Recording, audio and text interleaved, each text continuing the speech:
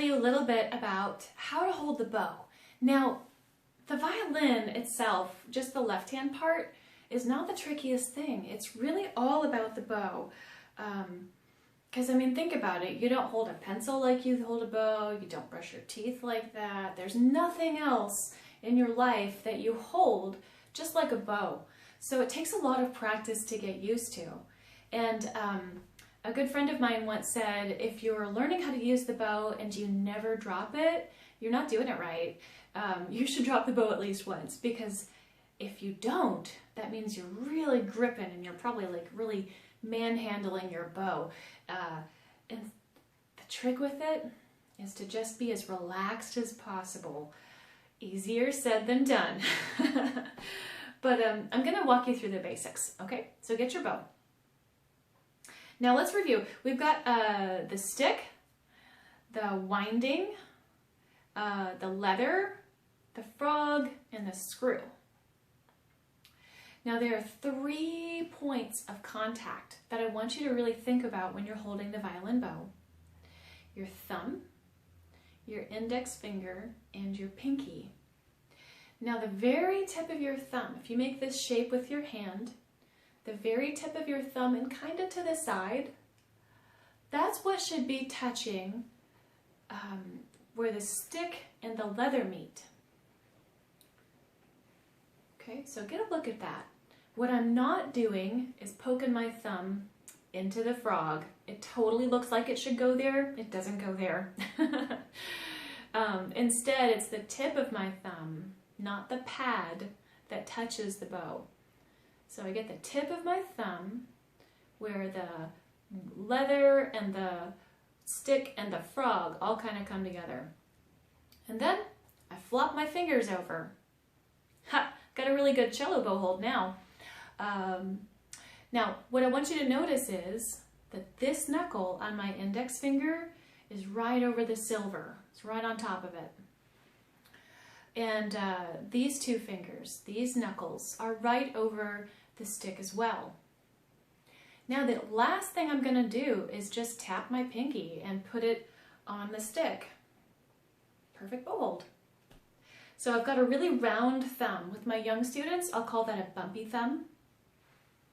I've got this knuckle of my index finger over the winding. And then last but not least, I just tap my pinky so that the tip of it goes onto the stick and I'm set. Now that looks super easy, but it's going to take a long time for that to feel natural because it's a really unnatural thing to do. So something that you can do once you've got your bow hold set is to do some elevators. Just raise your bow up and down, keeping it straight the whole time. This lets your wrist get used to moving. And it's cheating to do this. All your people just fell out of the elevator, so keep it straight.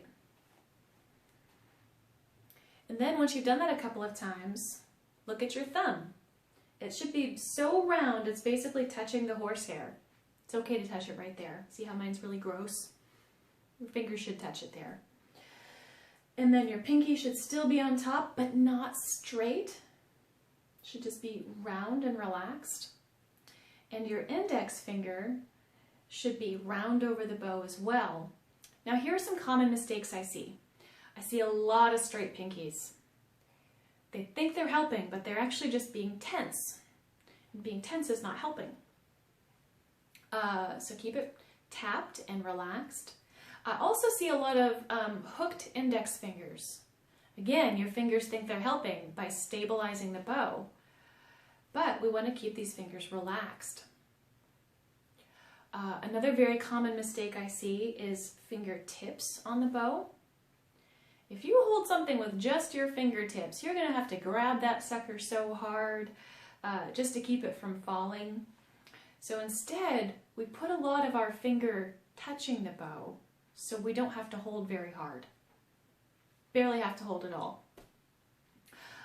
Another thing I see is straight thumbs. Oh man, straight thumbs are going to hurt you right there. I call this a hitchhiker thumb because it's very straight. Looks like you're trying to catch a ride. So make sure that you can basically see through your bow hand. I think that's about it. Oh, last thing. We talked about the screw part of the bow. Pinkies do not go on the screw. It's a real common misconception. Pinkies are supposed to be very close to your ring finger. Why? Well, if they're really far out on the screw, they've got to be straight. But if they're relaxed and close to the ring finger, they're going to be rounded. Now you're like, okay, that's great, Ms. Kappa, why? Well, pinkies need to be rounded because their job is to support the bow when it tips over or when we pick it up off the strings or when we play close to the frog. They've got to push down just a little bit to keep the bow in the right spot. If they're straight, they're just going to be rigid the whole time, and that's not actually going to make for a good sound. The more tension we have in our bow hand, the more strained our sound. So we've got to be as relaxed as possible. Okay, that's basically how you hold this thing. Now go do it a million times.